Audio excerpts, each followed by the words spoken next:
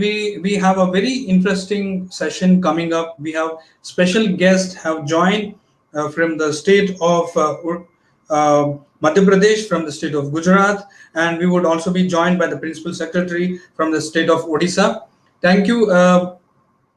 With this, the topic would be leveraging the untapped potential of tourism sector, a sustainable plan for tourism to survive, revive, thrive in the new world order.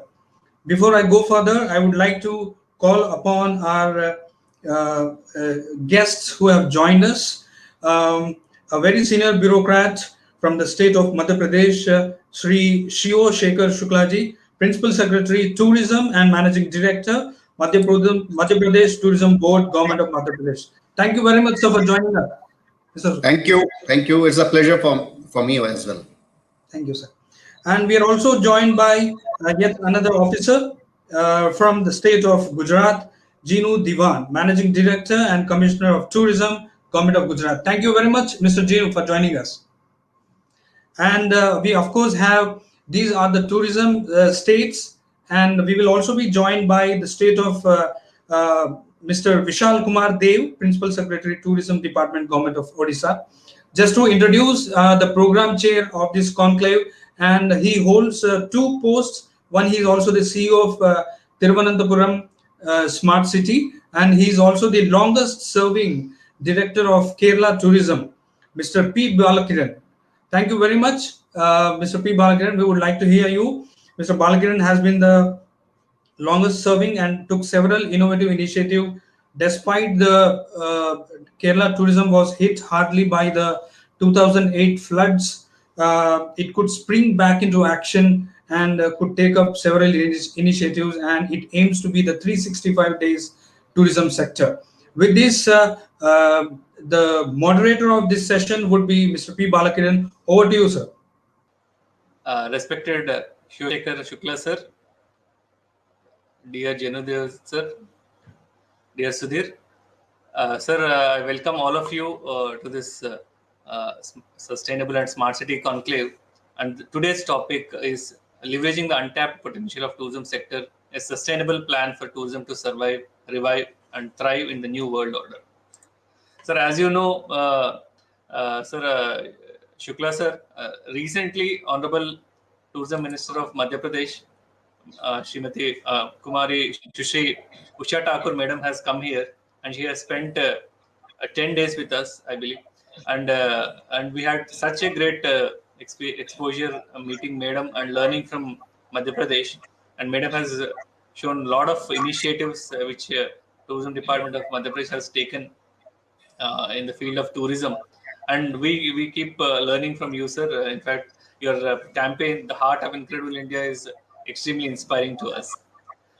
Coming to Jenu sir is my respected senior, and we have done a foundation course together, and he's also from Kerala, so we have a Kerala stamp in Gujarat under Jenu sir, Janudevan sir. Janudevan sir is again an inspiration for us, because Gujarat we learned a lot from Gujarat tourism. Gujarat tourism has been one of the earliest brands of tourism which has used celebrity management and celebrity branding in a big way, with and that is the new learning for us during that time. Sir, I think before I will not take a lot of time, but because the topic is that of sustainable tourism, I will just try to mention a couple of points that we have done in Trivandrum, and maybe we can dwell upon those aspects, and then also we'll take up the session forward as a mode of discussion. Sir, as you know, sir, sustainable tourism is becoming the reality of the day, especially because the tourist destinations are fast becoming mass tourism destinations, and there is incredible pressure on the resources when the tourism destination becomes extremely famous, and the huge population that we have, and the huge number of tourists who have disposable incomes right now are flocking these tourism destinations. It has happened in various tourism destinations across the world, but is now happening to our destinations as well. When these destinations are developed as large tourism destinations, the main important issue is the resistance from the local public. In fact, this has happened a lot in Kerala, sir, where tourism destinations have started coming up, and lot of investments have started to pour in terms of hotel infrastructure or other allied infrastructure. There is resistance from the local public, especially that the employment is generally seen to be given to the other people, not from the locality. This raw materials are not sourced from the same place. Uh, there's an increased pressure on land and water, as you know, sir. Hotel industry, especially hospitality industry, needs a lot of safe water, which is extracted out from the water sources in that area, and the entire generation of waste which has been done is again dumped onto the environment in that area. So which has led to this concept of responsible tourism and sustainable tourism as per the 2002 Cape Town Declaration. So in 2007, Kerala Tourism has started this concept of responsible tourism in 5 pilot locations. And when this has started, there is a lot of excitement, but there's also guarded response from the hotel industry saying that why should we have one more uh, bottleneck on our natural way of development. But over the years, when responsible tourism, especially in Kumarakom, Tekadi, and Wayanad, have started to bear fruit and not just showing positive externalities on the environment, on the job sector, but also economic benefit. In fact, that is what we could impress upon these last 10 years. But in 2017, responsible tourism has been mainstreamed in Kerala tourism, that any activity that Kerala tourism does, responsible tourism will be the integral part of it. Kerala Tourism Policy 2017 states in its vision statement itself that any development that we undergo will be on the principles of responsible tourism and sustainable tourism. So that has enabled us to mainstream the entire responsible tourism mechanism. So we have put up a framework in all the 14 districts. We have responsible tourism offices, and the mode of implementation is very simple, sir. That we have taken the service provider to the hospitality industry as a RT unit, which is analogous to a self-help group. So this RT unit has 5 to 10 people in the sector, mostly run by women. So these RT units we started registering. So we have registered around 20,098 units till date, which is employing more than 1 lakh people. So these are the RT units which will have the stamp of Kerala Tourism's emblem, and these are the official providers of hospitality services from the local community. So this has been mainstream now. We have started using technology. We have started to list out all the services which are provided by responsible tourism units, and started to provide them on the platter to the hospitality and hotel industry and tour operator industry. So they have started to take services from them. It can be raw materials like vegetables, fruits, flowers, coconuts. In our case, the services of unskilled workers, drivers. All these have started to be sourced from the local community. The second other thing which we have done is we have started encouraging green technologies like solar and LED in big way, drinking water, and use of reusable water bottles instead of plastic disposable bottles. So this has got a lot of traction within the state of Kerala, sir. And the second most important thing is we have put all this on the website. For example, if a hotel wants to show a performance of Kathakali or Mohiniyattam, earlier there were very few avenues. So they always used to call some people around, and always only 1 or 2 products were shown. But now we have listed out 52 local folklore dance forms and art forms. So there's a wide choice for the hotel industry to source art and cultural form. That we have also put it up in the website as well. And this has brought in a lot of diversity and a lot of variety. If a hotel want to be innovative, they can also source a art form which is 1,000 years old called Kudiyattam. If they want to have a specific art form like Daf Motu or Kolkali, so that can always be included. So this is the beginning which we have made in responsible tourism, where we have started to mainstream, sir. I would stop at this moment. I would want to hear from you more, sir.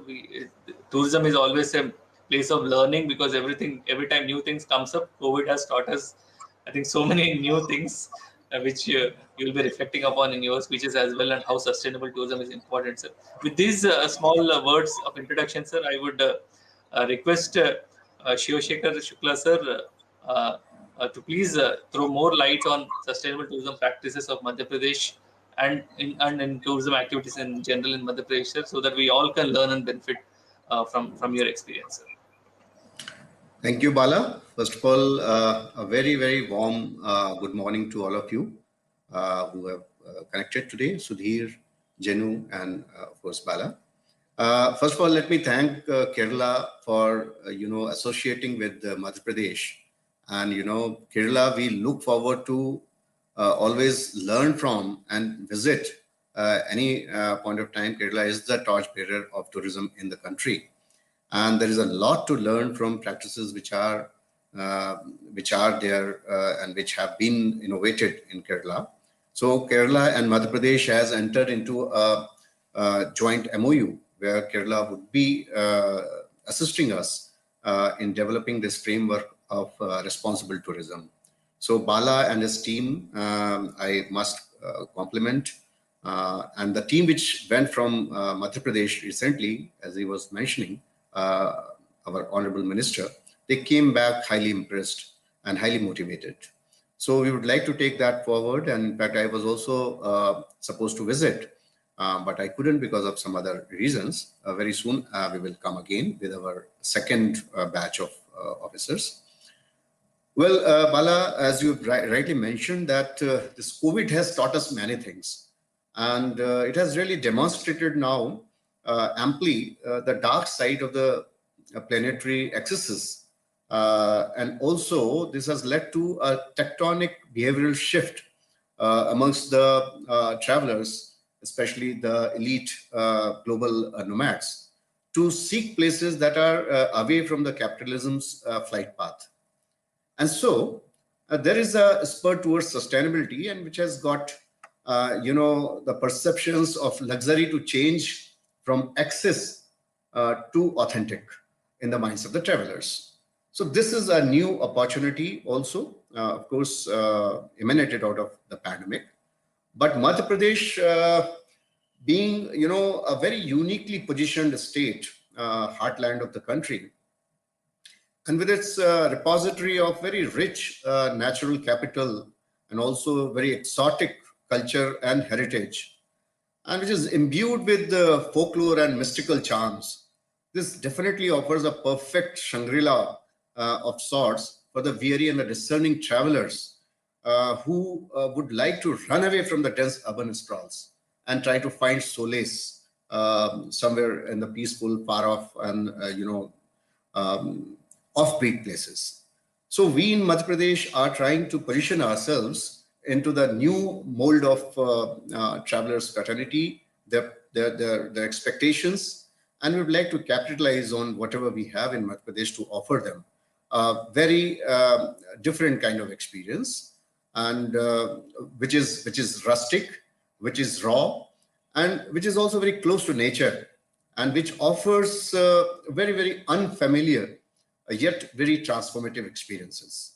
So from exploratory to experiential, we are trying to redesign all of our products, and that is why this collaboration with Kerala to understand more about the responsible tourism which Kerala has embarked upon is very, very important for us. So post-COVID and otherwise also, now that the travelers have matured and they have gone to the next level, where they would like to have a very unique experience, where they would like to explore, and where they would like to reconnect with the nature to get experience of rewilding. We are really trying to pose ourselves in a better fashion before the travelers community. So with this opening remark, I would love to hear more from other states, especially from Kerala and Gujarat, how they are doing it and what are their plans and how they would like to capitalize on this new opportunity which has come up. So this is what I wanted to share with you. Thank you very much, Shukla sir. I think it has been it has been a great learning experience from us, sir. We always closely watch what Madhya Pradesh is doing, whether we meet in various trade fairs or road shows. And we actually like your branding, sir, that you have taken forest as your main core base, and you have positioned yourself as the wildlife and adventure capital of India. So that is one thing which we can learn, that we have to brand it to a specific criteria, and then position yourself as a leader in that in India, because India we have too many states and this uh, huge jostle for positioning. I think that is wonderful thing which you have done, sir. We are also learning from you, sir, and uh, the one thing which we felt, sir, recently, and in fact, there has a lot of churning in the last many years, in the last 4 years at least, that nature-based tourism is good, but I think it is not holding people for longer period of time. Is uh, what has been the thought process within Kerala. So we have been a leisure destination where people come and see backwaters, go on houseboats, see the waterfalls or beaches, see the tea gardens. But somehow we feel that people are only staying for 1 day or 2 days at each destination. So we have done an uh, internal relook about our brand positioning, sir. And what we have done is, I think Janudevan sir can also maybe say more on that. Is that we have to quickly move on to what India represents, basically our rich cultural and historical heritage that we want to showcase to people, which can be in terms of conserving our rich heritage through artificial modes of conservation, and also to showcase our museums in a bigger way. Because if when a person goes to a beach, he may be spending maybe a couple of days, or if he takes a houseboat ride, it's only for 3 days. But if he goes to a museum, if there are like 3-4 museums within the state, within the destination, so each museum generally takes 1 day.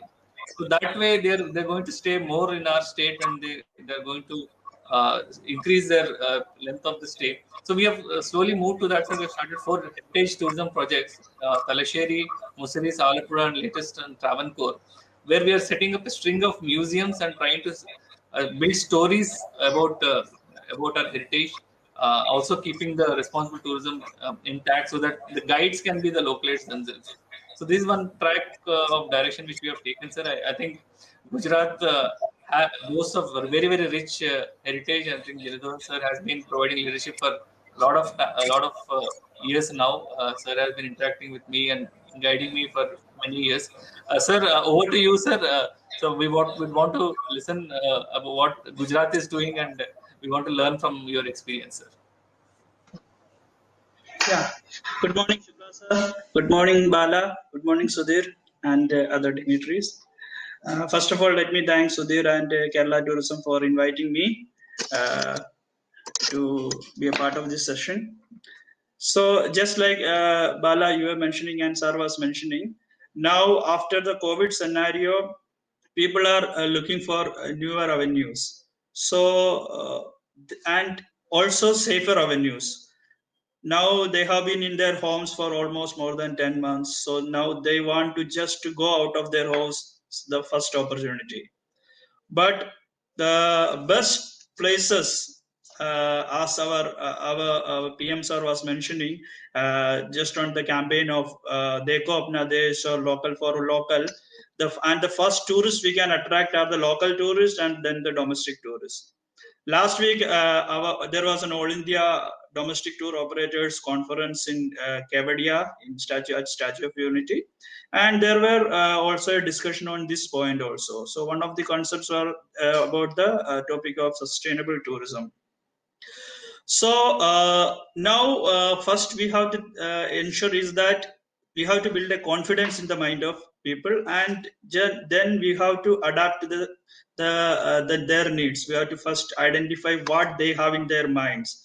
So one of the major things they need right now is they just want to go to such a location which is far away and which is safer, but which is different from the concrete jungles of the city. So usually people prefer to go to safer locations in ecotourism zones or such other locations.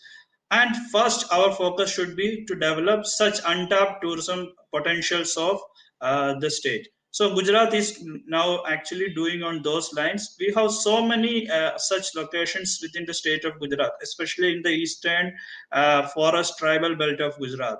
So first, now we are ensuring that uh, uh, we have to retain the core concepts of sustainability and the cultural aspects of those places and the way they live, but still we should be able to project it as a tourist location. So we should be able to adapt to the situation.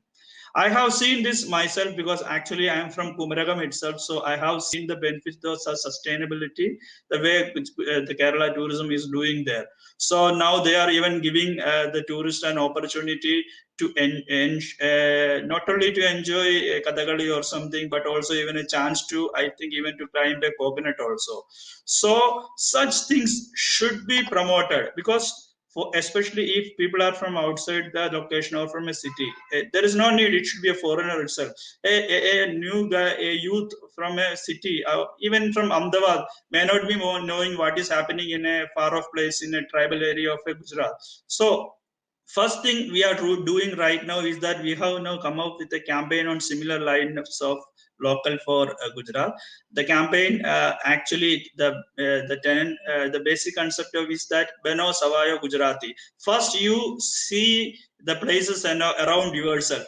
The minister himself was promoting this campaign. He was of the idea that if somebody is coming to a house in your house in Ahmedabad as a guest, first you should take them around your city. So in such manner, all the places in and around that. Once we could do that, then we realized that people are actually not knowing among the places even at a distance of 1 or 2 hour drive from their location. So when we promoted such locations, people started in going in large numbers to the area. Now there comes a question, then it should not be okay, the potential is tapped then, but it should not have put an overburden on such locations also. Then naturally the resistance will come from the local people. So how to get them on board, that is the next question. So we have seen initially when Kevadia was developed, the Statue of Unity was developed, the basic concept of all of us was that we should be able to attract the maximum number of tunes. Initially it was 5,000, that it increased to 8,000, then 10, 15, then it went up. So now then we realize naturally it is putting an extra burden on the location. So first thing we are doing right now is that we are coming out with a master plan for the area and an integrated master plan to ensure that the resources are utilized in a proper manner. A proper plan is there for the area for parking or for waste management, solid waste or liquid waste management, for ensuring drinking water, to ensure that it is available to each and everybody. And the local should not be denied of any of their facilities over there. Then that local resistance issue will be gone. And then first thing that was clear on our mind, and that was a clear instruction even from our PM sir and CM sir, was that you should give at least 60 to 70% of the employment to the locals. If they are unemployed or underskilled, or even they are illiterate, you should first train them properly, and you should place them in whatever the first opportunity you have. So first we were given the task actually of developing and training the guides over there. So initially 150 some odd, first lot was 60, then 150, it went up to 150 lot was created. Almost out of the 160 guides, I still remember 2 years ago we could recruit 32 guides. They are from that vicinity itself. The vicinity is called 8 villages are called the basic vicinity of the Kevadia area. So all those 32 guides, even men and women from where those villages. So naturally they got a chance to learn something new. Now in the last meeting, the Aravind Singh sir, our secretary, was there. So he was actually surprised that some of those guides could now English is okay, they could speak properly. Now they are trying to learn Sanskrit so that they can impress the tourists who are coming over there. The skills are naturally they are picking up all those skills of confidence or speaking in any foreign language or anything like that. Then second thing, when naturally we need security men, we need people to clean up the area and do all sorts of work within the area, and even managerial level task also. So we could train and we could recruit them, we could employ them, and we could retain them also. So naturally people are also happy, they are also getting a chance to multiply their income. And along with that, another concept we are trying hard is that now people don't want to stay, they want to stay in secluded locations. So they because they that confidence after COVID has not come, so they usually don't prefer to stay in hotels in a particular location when they are going to see a location. So they want to stay in a concept of in a seclusive, so they want to stay in something like a homestay or something. So we are trying our hard to develop the concept of homestay similarly to the lines of bed and breakfast scheme of the government of India. So almost around 200 homestays have been developed in the last 2 years, and even for that we have come up with a specific homestay policy whereby we are giving them along with the training and other things, we are categorizing them, we are promoting them on our website and on all our social media platforms, and giving some financial incentives in the form of property tax exemptions or electricity duty exemption and all such things. So they are also happy because they are getting a chance to earn themselves by showing their culture, by being a guide or preparing a cuisine or their own or something like that. So naturally such newer ideas, obviously it's something not new homestay concept, but still if we can really train people, if we can build confidence them in the minds of the people of the localities, naturally they will consider tourism as a bigger avenue for earning their incomes, and naturally they will come in line. And this post-COVID scenario, naturally the tourism sector can revive its own. On a lighter note, Jenu, don't do too much of vocal for local, otherwise our state will suffer. Most of our tourists are from Gujarat and Maharashtra. Yeah, sir. Sir, initially when I was traveling to Cochin from Gujarat, except for my family, most of the other passengers from were Gujarat, so they were going to see either Kovalam or Cochin or Munnar. Now I think we are trying hard to retain them within the state of Gujarat itself. Gujus are known for traveling, and Yes.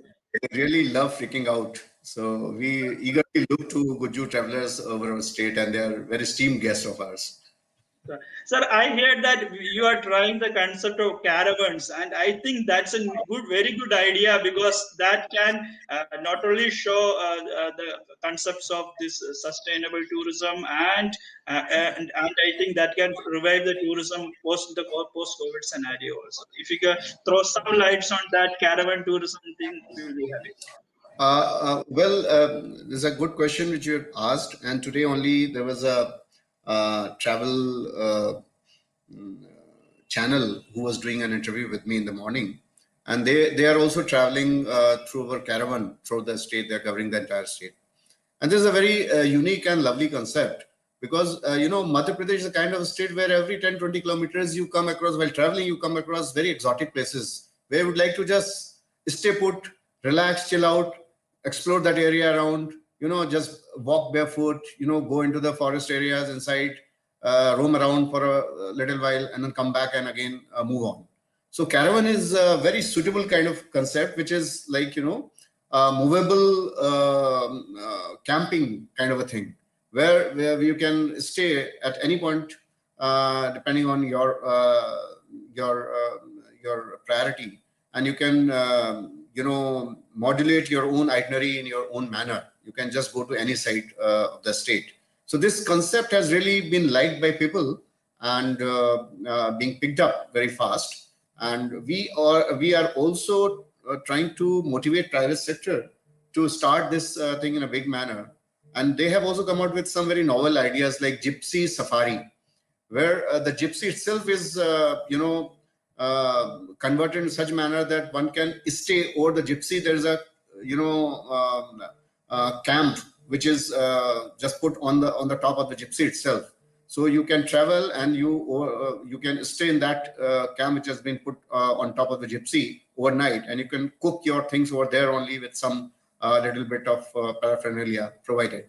So these kind of concepts are catching up very fast, and especially the youngsters and even the corporate guys who generally get burned out in the course of their professional careers. They really love these kind of ideas, out of the box and very innovative ideas. They chill out and they really get immersed into that kind of travel which they want. So this has got a lot of potential in other states as well.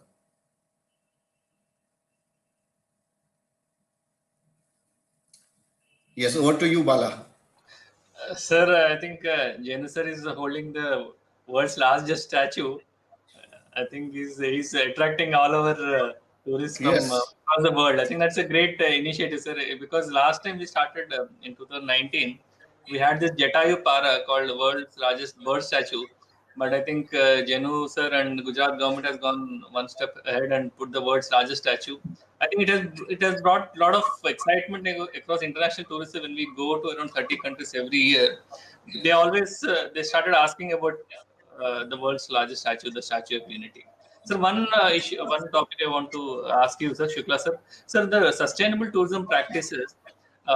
When we come up with a policy, or when we come up with special regulations to that, so there's huge resistance from the hotel industry. So I want to just ask you, sir, like what is the response of the hotel industry in Madhya Pradesh in terms of adopting sustainable and responsible tourism practices? Because our honorable minister has come up with this responsible tourism policy 2017, and we have been driving it in a big way. We have set up all the activities. So the supply side we had taken care, but the demand side there's still a lot of work to do even in Kerala. So we want to know what is the status in Madhya Pradesh on that front. Well, Bala, at the outset, let me differentiate between Kerala and Madhya Pradesh situation. Kerala is a very small state geographically, and it is a very densely populated state as compared to Madhya Pradesh, which is a huge geographical area and very sparsely populated. And the tourist destinations are also widely dispersed through the state. So there is not much of this problem of crowding in our tourist places. Most of the tourist places are really still well known, still offbeat. So that kind of a situation has not arisen here in Madhya Pradesh. That is one.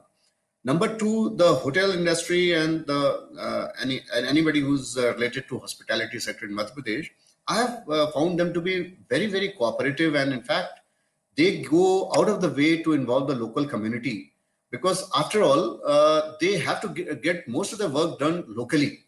So any property which comes up, that creates a lot of enthusiasm and interest among the locals, because they get a lot of employment opportunities.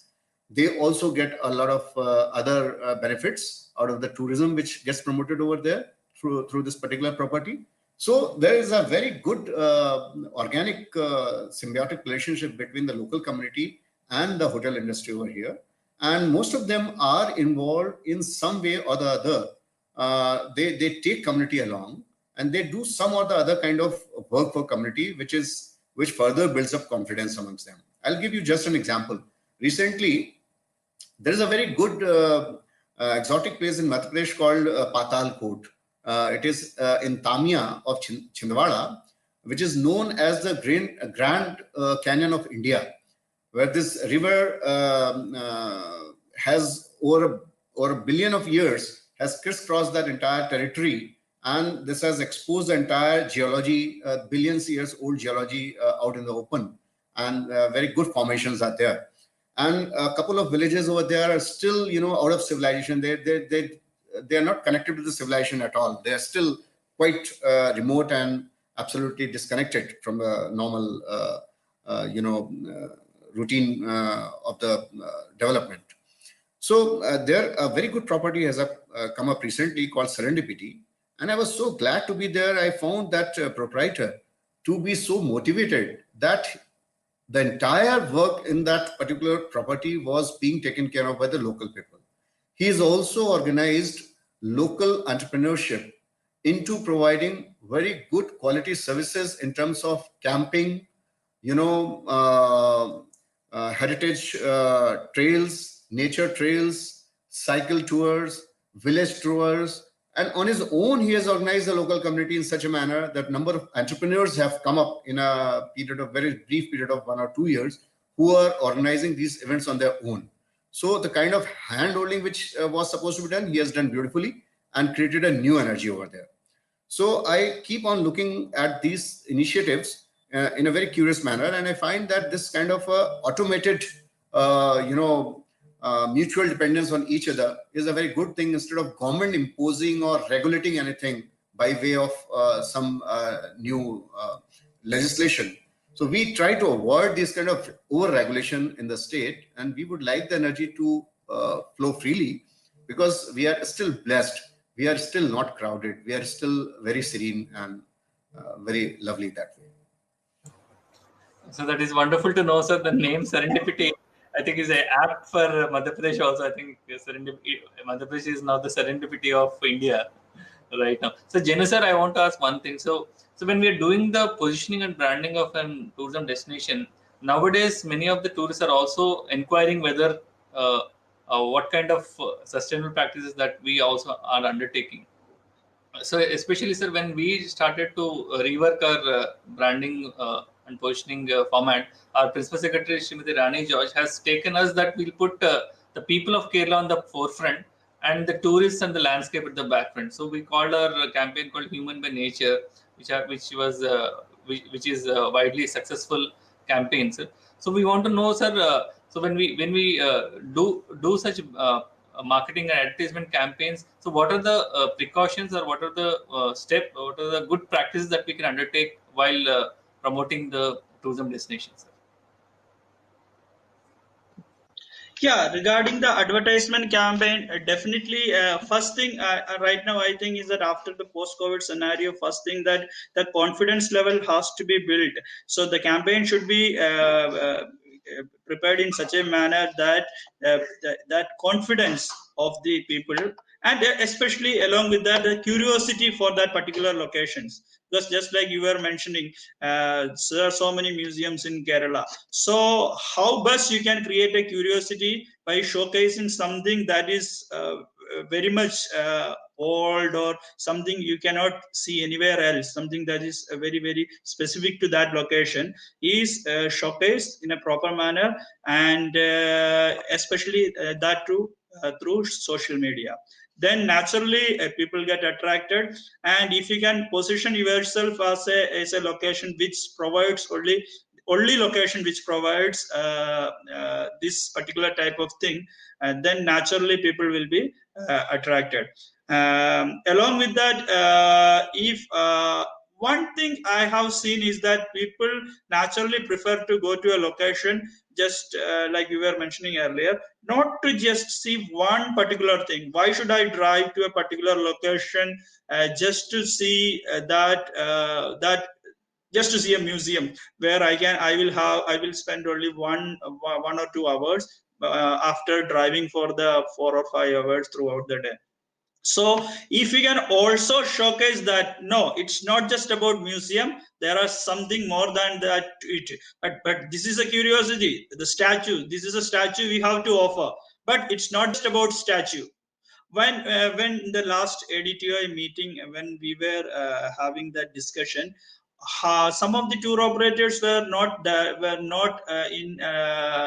knowing that so many other locations have also, almost now 32 locations have come up in and around statue. So they have so much to offer to the tourists. So when the campaign is designed, if you can also showcase that, yeah, we have this specific thing in that particular location, which you can see only if you travel to that location. But it's not just only about that. We have got something more. So the curiosity aspect, as well as the confidence that okay, it's not just about that thing. I have so much to see there, so that I can very well go with my family, and naturally the safety aspect. I think people will, especially now, people who want to travel are mostly the families. So they will naturally ensure that the safety of the location is also.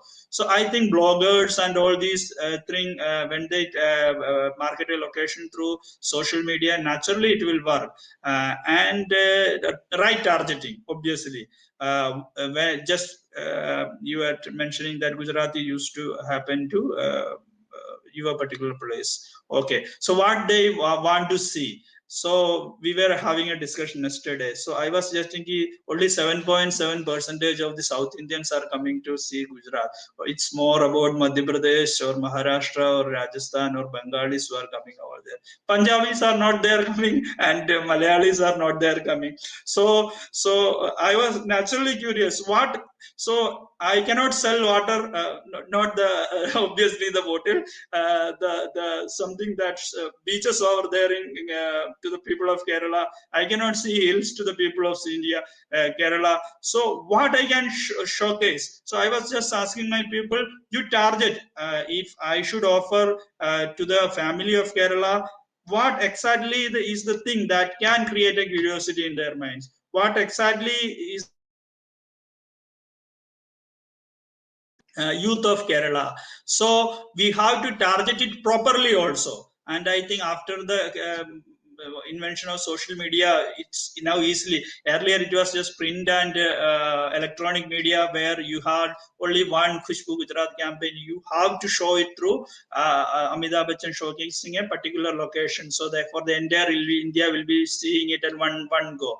So now in one go, but multiplier effect will be naturally there. You can show something else to the people of Punjab, something else to the people of South India, something else to the Bengali people, everything. So that is one thing. And just like that, the right product needs to be marketed also, because you have to identify what exactly is the product also. Bala, I just want to hear from you one thing. I think in sustainable tourism, adventure tourism related activities plays also a big role. So you are a state which has done very well in that also. So how you are promoting adventure tourism related thing, and what are the precautions also, because there is a risk involved in the adventure tourism thing also. So how are you doing it? We just want to hear from your side. Thank you, Jenu sir. Actually, sir, regarding adventure, the best thing about adventure tourism is it's completely non-polluting, and it fits with our young tourists. It's because especially 65% of India's population is below 35 years of age. So we always say that they just don't want to just sit around in the houseboat. They may as well want to jump into the water and have an adventure themselves. So that is the mode which tourist population is generally taking, and especially the domestic tourists.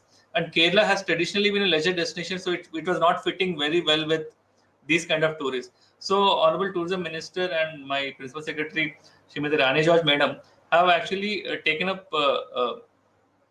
this mantle of also positioning ourselves as an adventure. Adventure tourism, as you know, sir, is mostly Himalayan sector, which is the adventure tourism capital in India, and people don't see other states as an adventure destination. So what we have done is, sir, we have had a workshop which was done. We also hosted Adventure Tour Operator Association of India's national workshop in Kumarakam.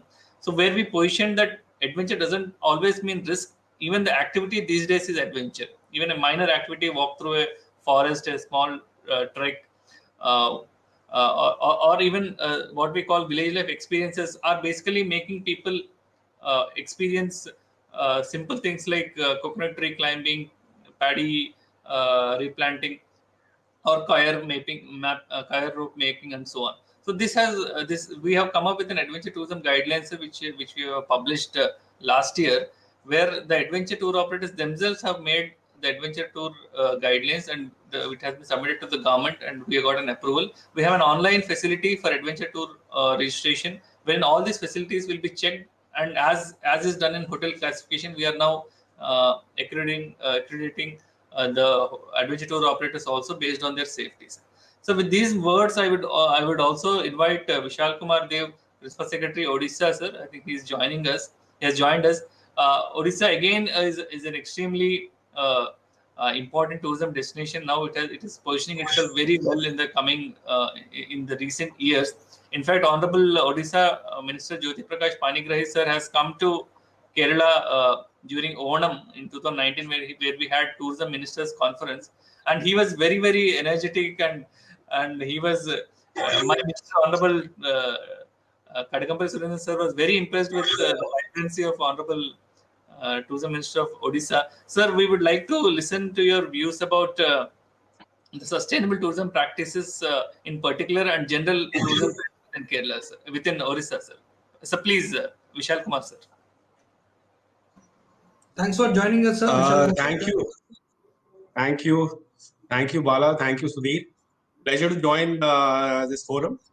I was told that I have to talk about Odisha as a state in general, about what is happening. But coming to your direct question about sustainable tourism practices, so we started with the eco. We have a large number of wildlife sanctuaries in the state, about 19 in all. 2 of them are national wildlife sanctuaries, and very beautiful again, and one of the few states where the forest cover has actually been increasing.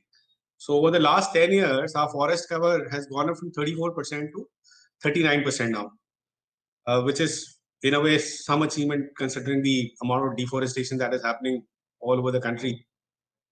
So we have 47 nature camps, and we evolved a very unique model of community managed tourism in these places.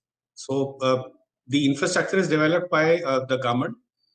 We give the local community training, in hospitality, in food, various wings of hospitality, housekeeping, foods and beverage, etc.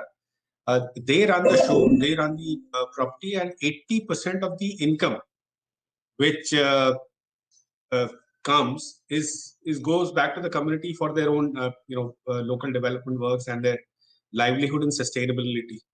So it's a model which is won praise from UNWTO also. We've won several awards for this community managed ecotourism initiative.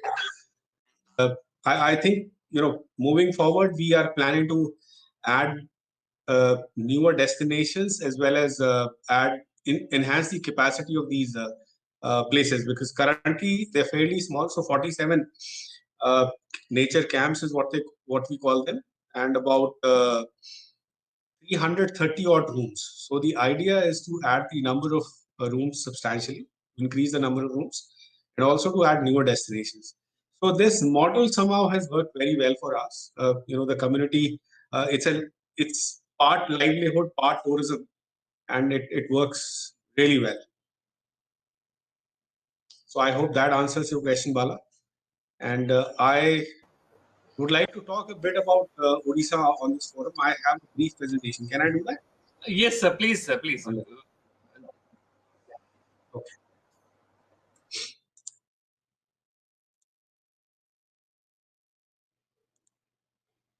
So one of the things is, being in Odisha, it's not a name which kind of comes to the mind of people when they think about visiting. So for foreigners, it's always Kerala and Rajasthan. And even within the country, I think there are many other states which attract much larger number of tourists. But for Odisha, it has become a priority. And, let me just start with a very brief introduction. The last 20 years in Odisha's history have been truly transformational.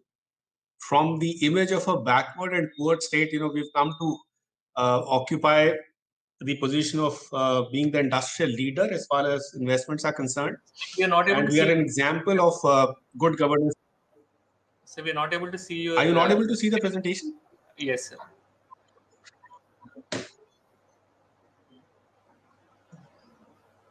Problem.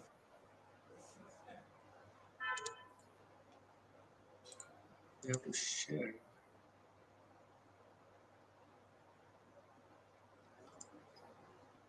Is the screen visible now? Yes, sir. Now we can. So please go ahead. Okay, yeah. So I was saying that, you know, the last 20 years have been truly transformational. From a poor and backward state, we are now, you know, a leader, not just in industrial investments, but also in several areas of governance. You know, we are leading the country in rural and urban housing, rural roads, agriculture, fisheries. We are the only state in the country to have actually to have doubled our farmers' incomes. And over the last 10 years, we've reduced our poverty by about 24%. You know, and in 2019, we were rated as the #1 state in attracting investments. So a major transformation, you know, over the last 20 years, pre 2000 and post 2000. So this is just the context and the background that I wanted to give, that the Odisha of today is a model of, you know, good governance and of development and progress. Bhubaneswar is our capital city. It happens to be the second planned city in the country after Chandigarh, and the history goes back to 3rd century BC, when Emperor Kharavela was the ruler. It was founded in 1959 as a capital, and today, you know, it's a beautiful amalgam of ancient and modern. It's known as the Temple City of India.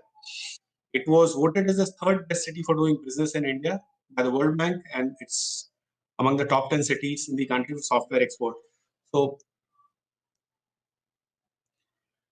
you know, COVID has actually thrown a lot of challenges to the tourism and hospitality industry. All of us are a part of it, and we know, you know, what's happening. What we did was, around the time our Honorable Chief Minister declared the state open to tourism on the 27th of September, which is a World Tourism Day. And thereafter, we have conducted perhaps the most inclusive and largest sensitization and training program for the service providers across different sectors. So employees of hotels, restaurants, cab drivers, taxi drivers, we've conducted half-day workshops for each of these groups, you know, making them aware about the COVID-19 protocols. And as far as the big states are concerned, we are the state with the least number of live COVID cases. So the message that we want to give is, you know, we are safe for tourism. And I think this is something moving forward, which we as a country will also have to take up if we have to attract tourists from outside. As a state, we offer a wonderful and a very diverse bouquet of experiences, from spiritual and heritage tourism to coastal and wetland tourism. I'll cover these: Chilka Lake, Bhitarkanika, etc. Ecotourism and wildlife, which I spoke about, where we have 47 nature camps. Art, craft. Odisha again is a state which is very rich in arts, crafts, and handicrafts. So our textiles, etc., they're very famous across the world. And ethnic tourism is another very popular area for us for tourism, because about 24% of our population spread across 62 tribal groups. You know, so it's very popular, particularly with foreign tourists. As far as main tourist circuits are concerned, the local golden triangle, the national golden triangle is, of course, Delhi, Jaipur, and Agra. We have one within Odisha as well, which is basically Bhubaneswar, Konark, and Puri. Konark, as you all would be aware, is a UNESCO World Heritage Site for the Sun Temple. And Puri is one of the Char Dhams in the country.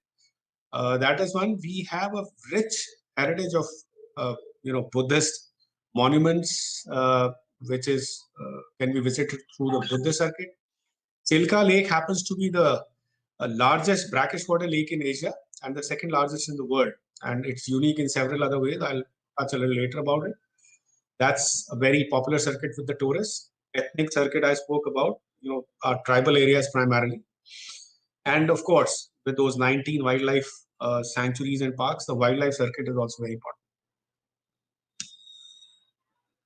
important.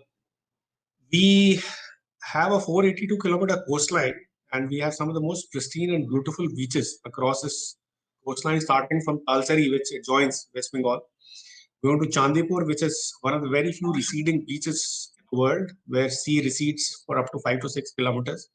You can actually walk in. Then we have Chandrabhaga Beach, which is at Konark. Puri was one of the first blue flag beaches in the country. And we have 5 more beaches which we are developing up to Blue Flag standards, basically for getting Blue Flag certification. And we are taking up massive development works at Konark and at Talsari, in terms of facilities and promenade, etc. We plan to develop these to world-class standards. Spiritual tourism, we have about more than 1,000 prominent temples in Odisha. Bhubaneswar has about 150 of them. Rath Yatra, of course, happens to be our biggest, spiritual event. We have about 2 million devotees which visit Puri during those days. And the government has started a massive redevelopment of Puri, particularly the area around the Jagannath temple, at about 3,000 crores. And Lingaraj happens to be the presiding deity of our capital city, Bhubaneswar. There also a massive redevelopment plan has been announced and works have already started. So it's not just a plan, works have started. This is how the temple looks from outside, the picture shows. These redevelopment works are under progress. Buddhist legacy, I spoke to you about. The Diamond Triangle actually includes Udayagiri, Lalitgiri, Ratnagiri, and a place called Langudi. All of these date back to 2,500 years. What you see in the picture is the Dhauli Shanti Stupa, which was constructed as a memorial for the Kalinga War, which was fought here when Emperor Ashoka laid down arms and embraced Buddhism. Art and craft and handicrafts, textiles is another area where we are very strong.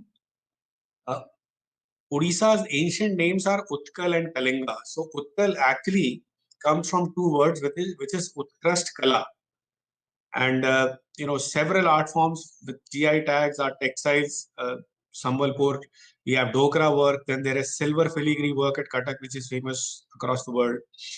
Our stone carving is very, very popular. Tussar silk, and you would have seen those umbrellas and wall hangings or ceiling hangings, which come from Pipli, the applique work. Again, culturally a very rich state. Odissi, of course, is the most popular dance form that the state has, and followed by several other folk and classical dances, Sambalpuri, Chau, Pala, etc. All of these are very, very popular. Gotipu is a dance, in fact, which is performed by boys who are dressed as girls, very young boys, and something which is breathtaking, an acrobatic dance form. I have already spoken about ethnic tourism, 62 tribes, which account for about 24% of our population, spread across the state, particularly the northern and the southern part, mostly the southern part. Odia cuisine has been an area which is hitherto unexplored. So we are focusing a lot on promoting tourism through Odia cuisine, because we did a few experiments with different people. So Chef Thomas Zakaria, who owns the Bombay Canteen restaurant, very popular restaurant in Mumbai, he was here for a week. We called him, and he went back absolutely delighted with what he saw and experienced and ate. And he's been running food festivals at Bombay Canteen on his own, Odia food festivals. So we plan to popularize this, through road shows and tie up with various chains. We are in discussion. So this will be another big area for us. And we're also looking at starting a chain of fine dining, authentic Odia restaurants. That is one of the initiatives. Eco tour I mentioned to you about. So this is a picture of our Chitrakonda reservoir. So 47 nature camps, 300 plus rooms, again, different experiences from beach, forest, river camping, lake resorts, hill stations, waterfalls, etc. These are just some of the pictures of the activities that can be taken up. Some facilities. These are very small properties again, but very, very beautiful. We have a fairly rich event calendar also, which typically starts from December and goes on till March.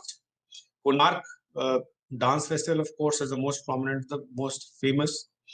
But we plan to start a few more festivals so that the events begin in October when our tourist season begins and continue till March. So a couple of more events we plan to add. During COVID, we were brainstorming about how best to promote tourism. And one of the things that we thought was that because people have apprehensions about traveling by air or by rail, road journeys would be a preferable mode of option. And we launched this campaign called Odisha by Road, wherein we mapped out various cities around Odisha and within Odisha from where road journeys could be taken up. So a very detailed mapping of how much time it takes to cover the whole journey, the facilities available en route, and various other amenities and facilities which are available. This program has been very successful, and we've conducted roadshows also in Visakhapatnam, Raipur, Durg, Bhilai, Jamshedpur, Ranchi, and Calcutta. And we got excellent response, because of these roadshows. This was one of our strategies to promote tourism. So these are some of the itineraries, which have introduced for the road journeys. The pictures there are, the Vizag, Visakhapatnam, Gopalpur, Chilka, Visakhapatnam. Then similarly for Hirakud, Sambalpur. Debrigarh is a wildlife sanctuary. Devmali is a place very close to, it's in Koraput, close to Visakhapatnam. Simlipal is a national wildlife sanctuary, and similar other destinations. Another product which has been very successful is Eco Retreat. We started it last year at Konark, and this is right on luxurious beach camping at Konark, and the response was excellent. We had about 81% occupancy last year, which is unusual for such projects. The Run of Kutch typically sees occupancy of 45 to 50%, and we have now scaled it up to 5 destinations this year, the second year. I just have a very small video of about half a minute. Yeah, I'll just run it for everyone's viewing.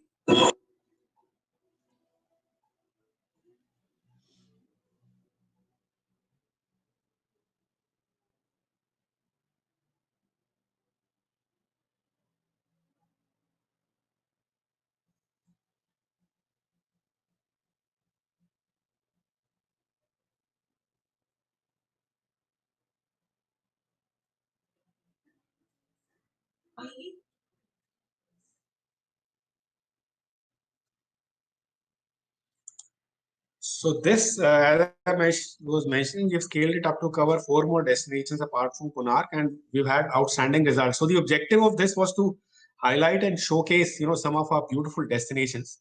And the good thing is that a whole lot of people from within the state have also been traveling, who had never traveled. So some of the responses that we got was that Eco Retreat has given us an opportunity and a reason to travel within Odisha also, which was very, very encouraging for us. We won several awards for the work that we've done. I was mentioning about the best ecotourism initiative. The best web portal is a very detailed one, and it's also got an award. We won the best heritage destination at Travel and Leisure Awards. Again, best wellness and heritage destination. Tourism Leadership Award at the Global Mice and Luxury Travel Congress. Few others. Moving forward, we are planning to introduce cruise tourism and houseboats in Chilka, in Bhitarkanika, in Hirakud Reservoir, and in Mahanadi River. We are promoting homestays across the state. We're promoting heritage hospitality, and of course, infrastructure upgradation is one of our focus areas. And over the last 6-7 months, we have worked on several policy initiatives. We are coming out with a Tourism Trade Facilitation and Regulation Act. The Tourism Policy 2016 is being revised. We have a policy for promoting homestays, wherein we are going to be giving subsidy to homestay owners for upgrading the facilities and running them. We have a scheme for upgrading our tourist boats to FRP boats, because currently most of the boats that we have are wooden boats. And we also have a policy for promoting and supporting heritage hospitality properties. So these are some of the areas. Just a couple of things which I must mention. I spoke about Chilka being the largest brackish water make in Asia and the second largest in the world. What's also special about it is the fact that it's the largest wintering ground for migratory birds in the Indian subcontinent, and also the place in all of India where you can see Irrawaddy dolphins. We also have, Bhitarkanika, which is home to olive ridley turtles coming and nesting, a phenomena which takes place at 3 places in the world, we believe: Costa Rica, Mexico, and Odisha. And, so these places, along with ecotourism, as I mentioned, is what is our priority. Thank you all very much for a very patient hearing. I'll just come back and take any questions or other discussions that we have. Sir, thank you very much, Vishal sir. I think it's an excellent presentation. Sir, I want to compliment a couple of things, sir. Firstly, your tagline, Odisha, the India's best kept secret, is really bang on, sir. It is very, very impressive. And I especially like your website, sir. I think it is the best website among tourism in India, is what I think. Sir, also, it's a kudos to your efforts that you have brought in this eco-treat kind of facility. In fact, I'm very, very attracted to come to that place because my in-laws place is Vizag, so you have also put up a circuit there. So okay, you're very close. You just come to Vizag and we'll have you picked up from there and brought to Odisha. Yes, sir. I also that's an invitation to everyone. I have fond memories of Chandipur, sir. I was a missile scientist of DRDO, so we used to do missile trials in Chandipur, where you can do the launch, and you can retrieve after the sea retreats. So it's a beautiful. Yes, that's right. I think I, in fact, recommend everybody to see that place. It's a wonderful beach, and it's a miracle of nature that you can walk for 4 or 5 kilometers into the sea and come back. Sir, thank you very much, sir, for your warm words of knowledge and wisdom, and we'll all learn from you, sir. Over to you, Sudhir. Anything from your side? Yeah, thank you very much, sir. We had some very interesting and catching session on tourism. We were joined by, we have a representation from Odisha, Madhya Pradesh, Gujarat, and of course Kerala. This was an amazing, just to give you a brief about this, we are standing in the second day of our 3-day APAC Smart and Sustainable City Conclave. Yesterday, we had a very wonderful inaugural session with many officers from across the country, smart city CEOs and secretaries. The inauguration was done by the Chief Secretary, Dr. Vishwas Mehta, Government of Kerala. And today in the inaugural session, as CEO Shekhar sir and Jinu Diwan sir also witnessed, Vishal sir, we were joined by Durga Shankar Mishra sir, Secretary, Ministry of Housing and Urban Affairs, Government of India. So even following today's session, we have very interesting sessions, and tomorrow also. So over 2,000 delegates have joined so far, and we also have the expo area where the solution providers have put up their stalls, virtual stalls. So this has been amazing, sir. Just to inform you all, these discussions, each and every discussion, we are going to document it in a conclave report, and it will be published in our upcoming magazine, and it will be reaching out to all stakeholders, including you all, sir.